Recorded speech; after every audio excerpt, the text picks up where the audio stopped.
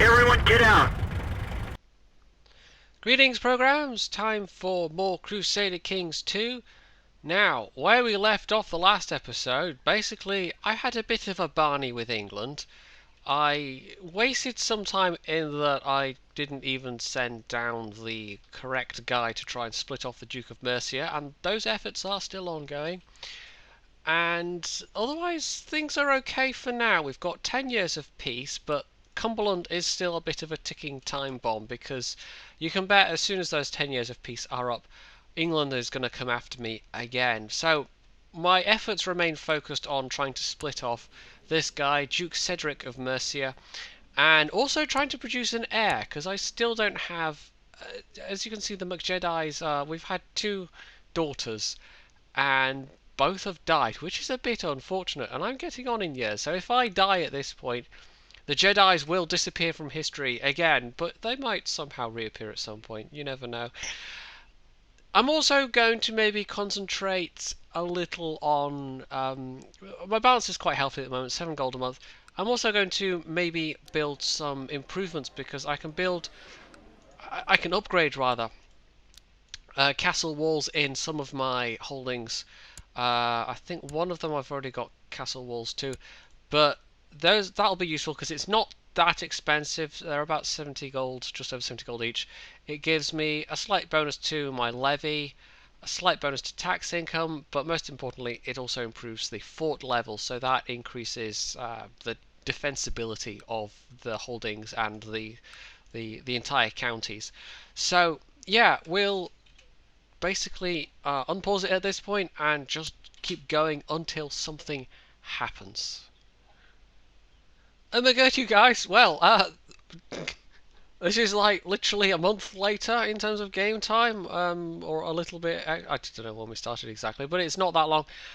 Yeah, sometimes that can happen. It's so unpredictable. It's basically RNG. So I get a bit of prestige for that, and hopefully 9 months later, out will pop a healthy male or female child. It doesn't really matter, because my succession laws mean that either is fine, either can inherit. It's just I need somebody of my family line who can inherit. Otherwise, this is going to be a fairly short game. Also, I actually will, and this is something somebody asked in the comments for the previous video.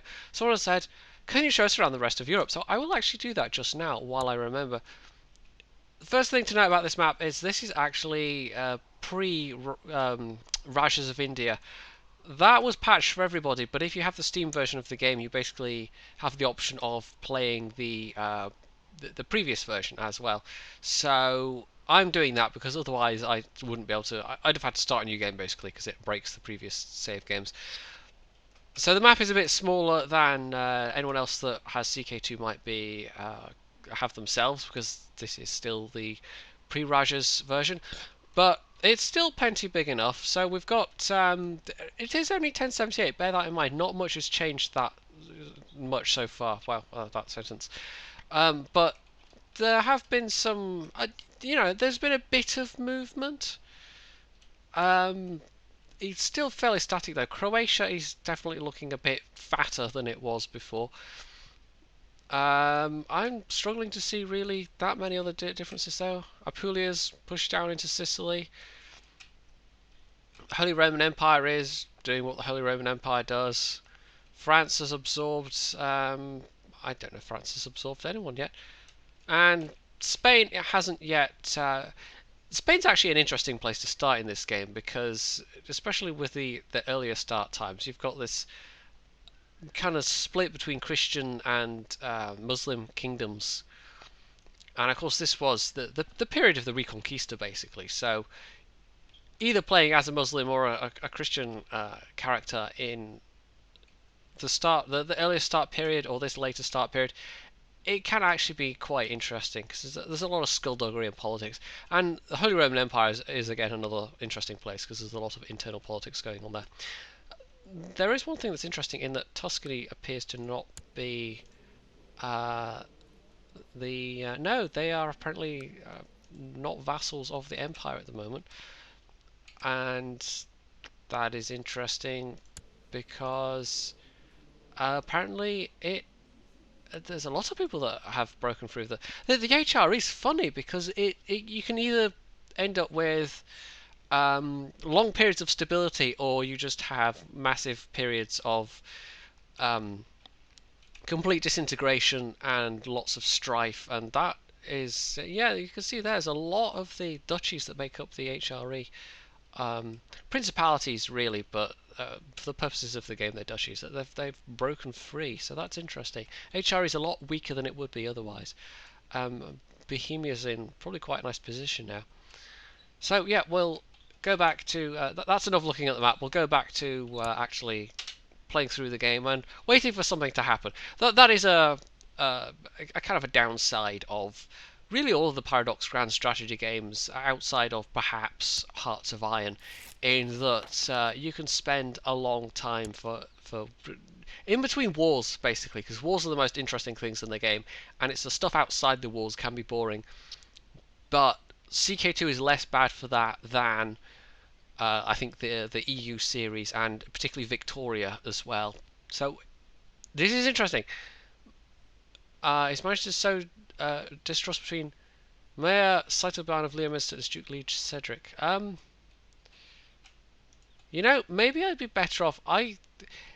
It's not quite clear to me how this mechanic works, but maybe I'd be better off actually sending my Chancellor to, because I want to split this guy off from the king. Maybe in order to do that, I actually need to have my Chancellor in the court of the king. I don't actually know. We'll give it a go, because I don't want to split him off from just his immediate vassals, because that's no good. So, yeah, him falling out with his vassals is no good to me. I want him to fall out with him. Let's try that then. Let's send the steward to Middlesex and see what happens. Ta-da! Oh my god, you guys! I have a son. I hope he doesn't die. Rather, wow, wow, wow. Okay, okay. I'd make an excellent father. Clearly, I have a son. I hope he dies. Wow. What should we call him? Oh, the oldies are the goodies. Young Yoda. May he be wise and small and green and wrinkly. Yeah. Also, I did a little bit of looking up via the in-game browser. Apparently, yeah, that isn't the right place. He should be in the court of young Cedric. So the event where I actually worsen relations between him and him, I don't know. That seems kind of fluky because that's not my goal. If I'd sent him to the court of, but I haven't, because it's impossible for me to, do that. So I will actually just check. No, I can't replace him until 18th February, so I need to remember to do that. But oh my god, you guys, I have a son. I have a son. Let's hope he lives. So I've had for Flissa, who I didn't actually rename, Cithella, who died, and Yoda. Don't die, Yoda.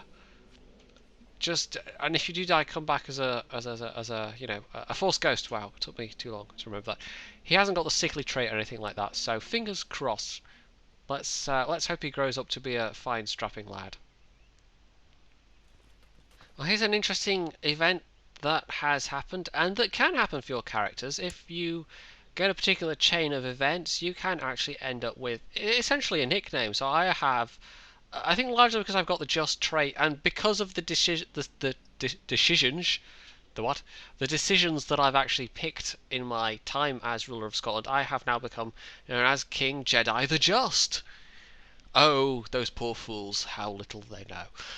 I'm also actually going to, I think I mentioned in the last one about retinues. I'm actually going to go ahead and create a retinue because I've got a bit of spare cash now. I've also, as you can see there, I am upgrading my castle walls in Scone, and that will give me a little bit more tax income. It gives the county holding a bit more protection.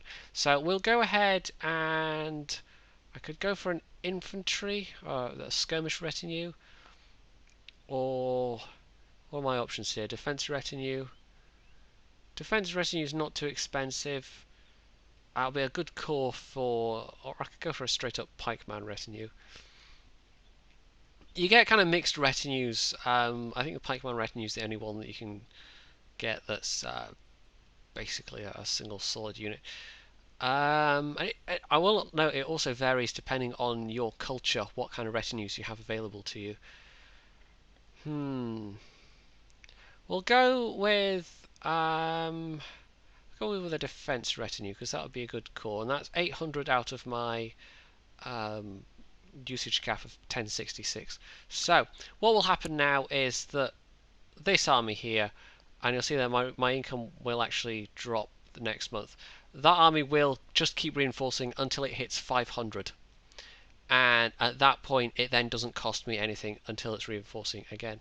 Now, yeah, we're getting 6.94, so that's a slightly reduced yeah, retinue upkeep. We can see there that's an expense that is now affecting me. There's also a bit of an internal war going on because I think my crown laws are currently minimal. So your vassals can, with minimal crown laws, basically, it is possible for say a vassal duke to, in this case, I think it's just a vassal duke trying to revoke this county title, and that's caused a bit of an internal ruckus. But with minimum crown authority, your ducal vassals can, I think, attack each other as well. Anyway, that retinue is slowly going to fill up. It's a few more troops, and it's a few more troops where I can actually appoint my own ruler to my own general to them. So if I need to raise my armies again, I'll have a bit more now than I would have before, but it's only 500 extra men. It's not that many in the scheme of things. So hopefully I can get a bit more retinue cap as time goes along, and I can actually build that up into a decent. You can't really make a standing army, but you can at least have a core of an army that useful extra troops. That's if you're ever in a fight, more troops is better. Now this is an event that's just randomly popped up because it can happen. My spy master, I think that's my spy master, has arrested an armed man with a ragged armor and a spotty horse. He says the man claims to be a hedge knight, but clearly does not believe that statement. So I can basically lower my on my marshal. I can take an opinion hit from the marshal, but gain 5 piety, or I can get prestige. Or no, I will lose prestige, but my marshal will gain prestige.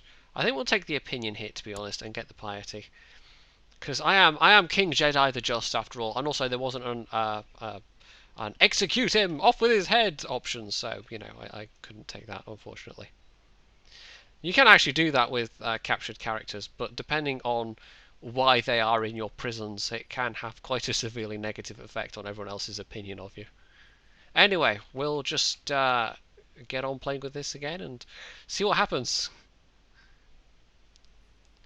Well, I've chosen to hold a bit of a nosh up. You get several annual events that are basically things you can select. I think once a year. I think in the case of a hunt. Actually, no, I think you can only do a hunt once a year. But the summer fair, the grand hunt, and also what I've just done, which is hold a feast. Now, this is. It's one of these things where it can go either way. You can either have it backfire horribly because your vassals all have lowered opinion of you, or it can go quite nicely, and you can have some slight influence on it, but it's a bit kind of RNG. You're not quite sure which way it's going to go. So there's a couple of events that always pop up.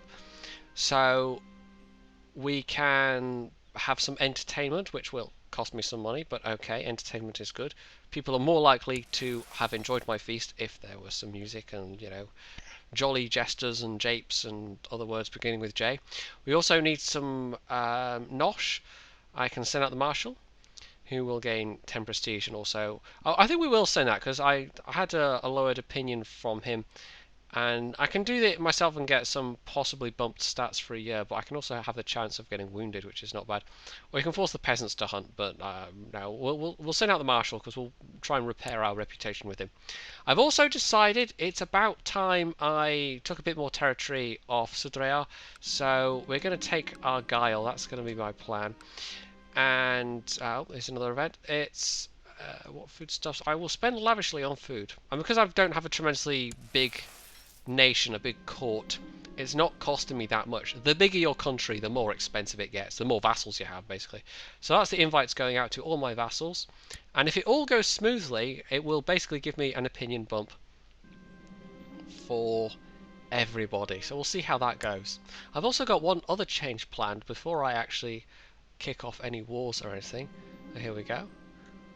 Duke Patrick, this guy, he actually did win his little internal war. So he's actually got 4 directly held provinces now, which is not something.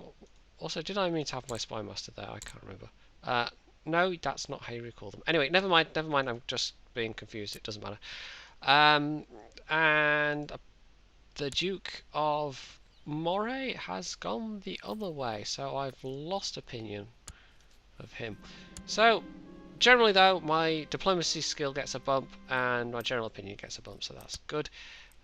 It's kind of worth doing those things if you've got the spare cash. But like I said, there was one other thing I'm going to do, and it involves changing my succession laws. Now, at the moment, we have an agnatic or cognatic primogeniture. Primogeniture means the oldest child inherits, whether they're male or female, but men will preferentially inherit. So if I have an oldest daughter, but then I have a son, the son will inherit. You can also have absolute cognatic, which is basically equal inheritance just on the basis of whoever the oldest child is. But you can only have that in vanilla Crusader Kings anyway. You can only have that if you have the Basque culture, which is not really, it's basically you have to start off as Navarra. It's not not many people have that option. You also have the different kinds of succession laws. So Gavelkind, sometimes you start off with Gavelkind. It's not really what you want. You can have a larger demesne, but when you die, it basically gets divided up between your children. So you're constantly having your kingdom, your titles split up. And if you're a king, okay, if you've just got a single king title.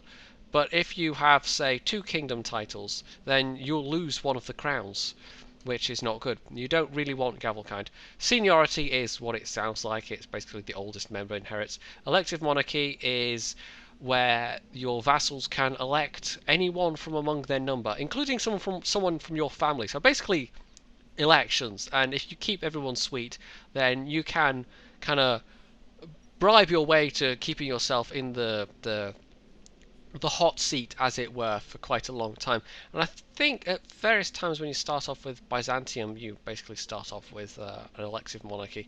And the HRE as well, which actually, as you can see, has reformed. This happens with the HRE sometimes. It will split up and then it will kind of reform itself, and exactly the same with Byzantium. But Byzantium tends to usually get itself more in trouble with its Muslim neighbours than the HRE does, which doesn't have any Muslim neighbours, so that'll be one of the reasons. Ultimogeniture is the youngest of the family inherits, but the one I'm going to go for is Tanistry, which is somewhat similar to elective monarchy, in that you nominate a successor among your children if you have more than one child, but your vassals also get a vote. The difference between this and an elective monarchy is that in the elective monarchy, any of your vassals can be voted to take over the kingship. In a Tanistry, only a member of your family can. So it overcomes with the problem with you might have an heir that has particularly weak stats, for instance. Whereas if you pick Tanistry, generally speaking, I mean, your vassals will maybe favour different people than you do, but if you have, say, a younger son that has particularly good stats that you would really like to become king, that's a lot easier to do when you have a Tanistry. So we can see there we're getting some messages about their basically which way they're voting, and you see there how I've only got one heir at the moment, so that's not very surprising that they're all voting for him. But if I had more than one son, you can end up with split votes, and it can go wrong. You can end up with, I think, you can end up with factions where somebody is elected the king basically, and some other people are not very happy with that, and it can be a situation where you have civil war, because civil war is always a possibility in this game.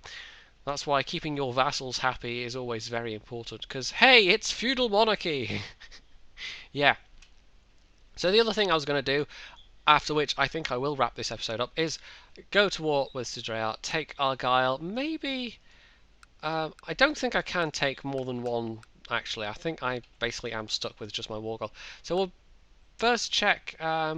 He's defending against a Norse revolt, apparently. Oh, he's part of. Okay, because he's kind of part of the de jure kingdom of Norway. Norway has some influence, but there is a possibility that Norway won't get called in because we can see he doesn't have any allies. Oh no, wait, he does have allies. I'm just looking at the wrong thing. Right, I should probably look at what his allies are. Right, he does have allies. He's got Norway on his side. So we'll, yeah, this could be actually tricky. But Norway is engaged with. It's always worth seeing, Norway's engaged with a Norse uprising at the moment. So they've got rebels. And I do have a border, as you can see, with Caithness there, Norway. But I need more land. I need more vassals to give me more troops. I also, at some point, really need to increase my minimum crown laws, but I can't do that. Sometimes you have to wait a generation, essentially, before you can change these kind of things. You can only change your succession laws once per king, basically, or once per ruler. And you have to have been ruled for 10 years before you can change succession laws. The Crown Authority laws, I think it's just once per ruler. You can do it right away, but it's still kind of, yeah. That has a dramatic effect also on how many levies you can raise. So we'll take a risk. We'll do it anyway, because I do really desperately need more land. I've got to get myself in a stronger position against England, basically. So we'll have that one, de jure claim on Argyle. And oh, actually, no, I won't because we're still in a truce until 1084, and that would have massive negative consequences. So, in fact, what we will do is we will wait for 3 years. So it might not be within the scope of this particular episode after all, but if not this episode, then definitely the next episode. So we'll skip ahead again then, I guess, until something else happens, and then I think we'll wrap up the episode here. Not that much has happened in this one, to be honest, but that's, like I've said, one of the weaknesses of Crusader Kings. Those periods of peace can be, unless you've got lots of money to play with in terms of improving your holdings, spreading technology, it can be a bit boring. So, yeah. Oh, actually, no, just before we do skip ahead, spreading technology has reminded me we haven't checked our tech points for a little while. So, I have, as you can see, quite a lot of culture points, 185. So, I can put those into one of 3 options, and I've got enough to boost up my tech levels for 2 other things as well. So, I could boost up construction again. Trade practices would. Trade value doesn't that directly help me out. Construction is more useful, so I'll put one in construction. Build time goes down a bit. Shipbuilding, again, that's less use to me right now. But military organisation 2, on the other hand, morale of armies goes up, supply limit goes up, and I also get more retinue caps, so definitely want that. And for culture, we can have noble customs, which will increase my vassal opinion. I can have popular customs, which will increase city vassal opinion, and we could have legalism, which will increase my demesne size potentially. I think at the moment noble customs might be more useful. Vassal opinion at this stage. I mean, these things are all steadily ticking towards their next level anyway, but at this point keeping my vassals happy is quite a useful thing. And we can see that most of them do actually like me quite a lot. No wait, that's my court. Well done. No, actually still I'm still correct. Most of them do like me, and the dukes, who are in this case the most important ones because they are potentially, they could screw me over the most if they revolted. They quite like me. And as we can see, they're all electors as well, so yeah. And oh, here's an interesting thing. One of my bishops is actually loyal to me. You can actually tell looking at your bishop vassals if they're loyal to you rather than the Pope. They will give you basically a bonus and also cash. Whereas if they're loyal to the Pope, you don't get anything out of church vassals. So it's quite useful having loyal church vassals as well, just in terms of extra income, because they can give you quite a lot of extra income. So yeah, like I said, we'll skip ahead here before I interrupted myself, and if nothing else happens in, say, I don't know, the next 2 years, we'll just wrap it up and call this an episode. Here's a nice little event that's just happened. Basically, my spy master had discovered some corruption, and I told him to go ahead and use the information, and he did. And I got 50 gold out of it because the particular vassal confessed, and he was fined by the spy master, so that was quite nice. New important decisions available. Oh, hold a grand tournament. That's quite expensive. That's something you can only do once per kingship, or once per king, as it were. But we will hold on to our cash for now, because, like I said, that's quite expensive. Well, it's 1083, and basically not much is happening. My heir is young Yoda. He's looking quite healthy. He's not yet old enough to send off for education, but he will be soon. At age 5, you can basically send off children to be educated, and you have to pick quite carefully because they'll pick up the traits and some of the stats of whoever you send off, whoever you pick to be their teacher, basically their tutor. So you don't want to pick somebody that has lots and lots of negative traits and terrible stats, because then your heir will as well. To some extent, it's influenced by DNA, but it's also influenced by education. So it's nice that that mechanic is in the game. I've been doing a little more building. I have had a bit of technology spread, so I can now build more stuff than I could before. So I'm building a militia training ground upgrade in Finlagan, which is not very tax-rich Finlagan, but I'm getting the most troops out of any of my direct holdings. I've also got a Castle Walls 2 under construction in Tain, so that will increase my tax income and the defensiveness of that a little bit as well. All in all, we're in fairly good shape, but if England attacked right now, we'd probably be stuffed again, because I can, just from my troops and my levies, and my vassals rather, I can only raise about 5,500, and we already know England has way more than that they can call in France if they're still allied with France. So that's a problem. So my focus is still on taking the Norwegian-held provinces, and also then being able to get across to Ireland. So that's still my long-term goal as well. So we're doing all right at the moment, but it could all go horribly wrong. For now, at least, it's all fairly stable. So, if you enjoyed this episode, and I'm just sorry it wasn't a slightly more interesting one, you can hit the like button below, you can leave a comment, you can subscribe to my channel, and of course, as always, stay tuned for more.